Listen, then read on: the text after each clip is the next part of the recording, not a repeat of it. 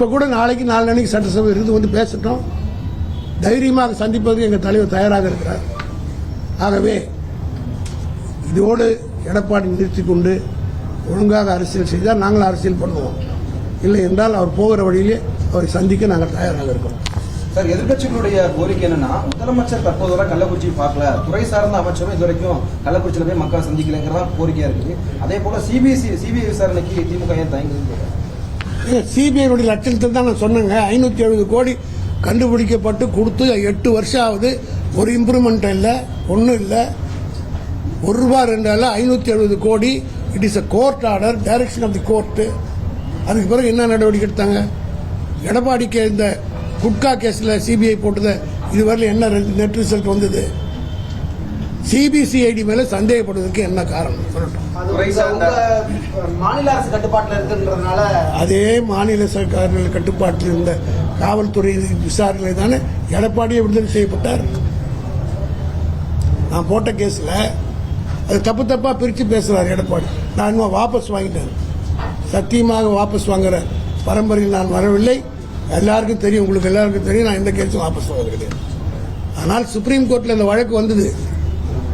இவர் தான் போய் ஸ்டே வாங்கினார், சிபிஐ விசாரிக்கூடாது. அப்பொழுது அந்த வழக்கு விசாரணைக்கு வருகிற போது நானும் சொன்னேன், சிபிஐ விசாரணை வேணான்னு சொல்றாரு, எனக்கும் வேண்டாம் அப்படின்னு. ஸ்டேட் போலீஸே விசாரிக்கணும்னாரு. அதை விசாரித்த நீதிபதி தமிழ்நாட்டு போலீஸும் ஒழுங்காக நடத்துதுன்னு சொல்லிட்டு அவர் கிளீன் சிட்டு கொடுத்துட்டு எனக்கு ஒரு ஆப்ஷன் கொடுத்தாரு. பாரதி வேண்டுமானால் இந்த வழக்கை தொடரலாம் அப்படின்னு கொடுத்தாரு. எதுக்காக சொல்றேன்னா, அவருக்கு சாதகமாக வந்தா போலீஸை நம்பலாம். அவர் தான் போலீஸ் அமைச்சர், அவர் கீழே வேலை செய்கிற அதிகாரி தான் சாங்ஷனே கொடுக்கிறார். அந்த அதிகாரி தான் விசாரிச்சாங்க. அதிலே அவர் விடுவிக்கப்பட்டாரா இல்லையா? உண்டா இல்ல சொல்லட்டும் எடப்பாடி. இல்ல நான் பத்திரம் மாத்து தங்கம் ஆகினால் விடுதலை ஆகணும்னு சொல்லிட்டான். அப்ப அந்த போலீஸ் அதே போலீஸ் தானே இன்னும் இருக்கு. நாங்கள் புதுசாக ஆள் எடுத்து பட்டாளத்துக்கு ஆள் எடுத்தோமா? அன்னைக்கு இருந்த இன்னும் அதிகாரி தான் இன்னைக்கு இருக்கிறாங்க. எந்த அடிப்படையில் நிர்மலா சீதாராமன் திமுகவுக்கு இருக்குதுன்னு சொன்னாலும் அந்த அடிப்படையில் நான் சொன்னேன். பாஜக தலைவரான அண்ணாமலை மற்றும் தமிழிசை சவுந்தரராஜன் போயிட்டு கவர்னரை இப்ப சந்திச்சிருக்காங்க. தமிழக அரசு இது குறித்து நடவடிக்கை எடுக்க வேண்டும், சிபிஐ விசாரணை நடத்த வேண்டும், நீங்க அழுத்தம் கொடுக்கணும்னு சொல்லிட்டு ஒரு மெமரண்டம் கொடுத்துருக்காங்க. அவர் எப்படி பண்றாருன்னு பார்ப்போம். அவருக்கு என்ன அதிகாரம் இருக்கு? அது இன்னும் இந்த ராஜ்பவன் என்பது பிஜேபியினுடைய ஹெட் குவார்டர். கமலாலயத்துக்கு அடுத்து கமலாலயம், பெரிய கமலாலயம், அது சின்ன கமலாலயம். இந்த துறை சார்ந்த அமைச்சரும் முதல்வரும் அந்த பகுதியில் செல்லல அப்படின்னு சொல்லி பொதுமக்களே கேட்கிறாங்க. போறாங்க. எங்க தலை உதயநிதி போனார், அமைச்சர்கள் போனார்கள், எல்லோரும் போயிருக்காங்க. இப்போ சட்டமன்றம் நடந்துட்டு இருக்கு. நிச்சயமாக போவார். பவுடி விடுவதில்லை. எங்க தலைவர் மக்களை களத்திலே சந்தித்து பழக்கப்பட்டவர். காலையிலும் மாலையிலும் சட்டமன்றம் நடக்குது. அதுக்குரிய கான்கிரீட்டான வேலைகள்லாம் செஞ்சுட்டு நிச்சயமா போக எம்டி ஹேண்டடா போக முடியாது சார். கேட்கிற கேள்விக்கு எங்க பதில் சொல்லணும்ல, என்ன நடவடிக்கை எடுத்தீங்க என்னன்றத போனோம்ல, அதெல்லாம் செப்பரேட் பண்ணிட்டு போவார். நிச்சயமா பயப்படக்கூடியவர் அல்ல, நிச்சயமா போவார். 2023 22 பேர் இறந்தாங்க விழுப்புரம் மாவட்டத்தில். இப்ப 24 இது தொடர் நிகழ்ச்சியா இருக்கு.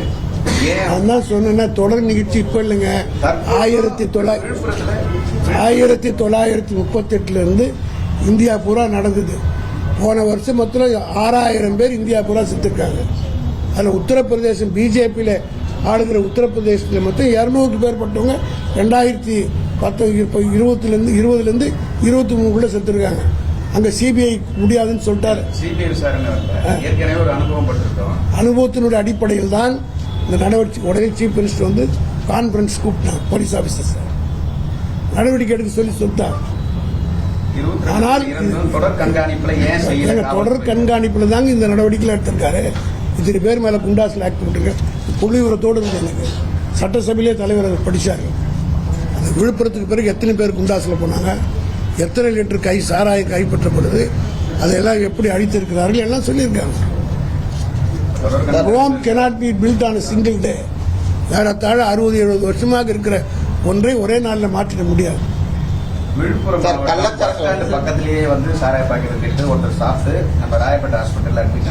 டிஜிபியா லஞ்சம் வாங்கினார் தமிழ் அவருடைய ஆட்சி காலத்தில் சொல்றாங்க. விற்கிறது இல்ல, நான் சொல்ல இல்ல, நான் அதை நியாயப்படுத்தியே பேசலை.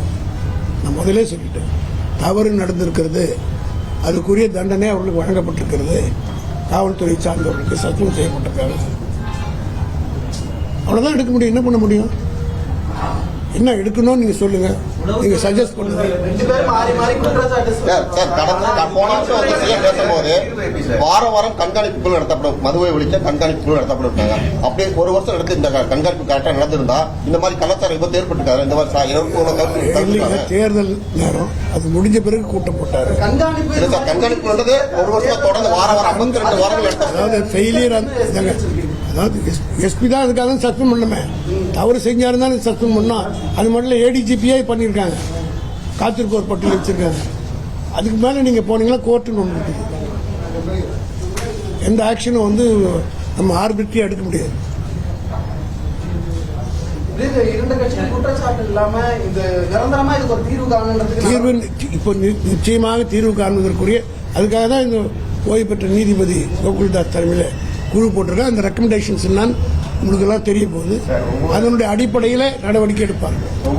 திமுகவுடைய கூட்டணி கட்சிகளே துறை ரீதியான நடவடிக்கை தாண்டி சட்ட ரீதியான நடவடிக்கை தவறு செய்த காவலர்கள் மீது அதிகாரி சட்ட ரீதியானதான் கமிஷன் போட்டிருக்கு sir. Legal action can be taken only upon the report given by the judicial enquiry. அந்த கமிஷன் போட்டிருக்க கமிஷனுடைய மேல் தான் எடுக்க முடியும். காவல்துறை தவறு செய்த காவல்துறை கூட்டணி கட்சி சொல்றத அவங்களுடைய கருத்தை சொல்லியிருக்காங்க. ஆனால் உண்மையா இல்லையான்னு விசாரித்தான் கமிஷன் போட்டிருக்கு. அதனால ஆட்சி பாருங்க, பொறுத்திருந்து பாருங்க, நடவடிக்கை எடுக்கலாம். நீங்களே பார்த்து எழுதுங்க. நிச்சயமாக அதை ஏற்றுக்கொண்டு நடவடிக்கை எடுப்பதற்கு எங்கள் தரத்தாங்க. கூட்டணி கட்சி சார்ந்தவர்களே சரி, கள்ளுக்கடைகளை விட்டு அது போன்ற மரணங்கள் புரிவதற்கு வாய்ப்பு அவருடைய அபிப்பிராயமா கள்ளச்சாராயம் விலை மலிவு விலையில குடிக்கிறாங்க. நான் என்ன சொல்றேன்னா 38 ஆரம்பிச்சது இது.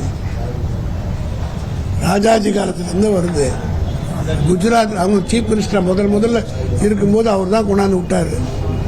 அவர் கொண்டாந்ததே இந்த மதுவிலக்கு போட்டு அதுக்கு ஆல்டர்னேட்டிவ் அவர் கண்டுபிடிச்சது தான் சேல்ஸ் டாக்ஸ். அது அவர் இந்த லாஸை சரி பண்றது தான் சேல்ஸ் டாக்ஸ்னு ஒன்று கொண்டாந்தார். இன்னைக்கு அந்த சேல்ஸ் டாக்ஸ் ஜிஎஸ்டி வரலாம் போய் இந்தியாவில் பெரிய டாக்ஸ் ஆகி போச்சு.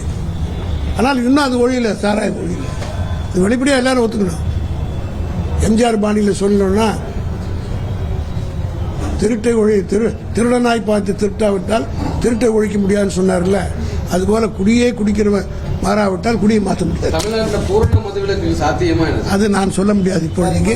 அப்படி ஒரு கமிஷன் ரிப்போர்ட் கொடுத்ததுன்னா அரசு முடிவெடுக்கும். செய்திகளை உடனுக்குடனும் துல்லியமாகவும் தெரிந்து கொள்ள சப்ஸ்கிரைப் பண்ணுங்க.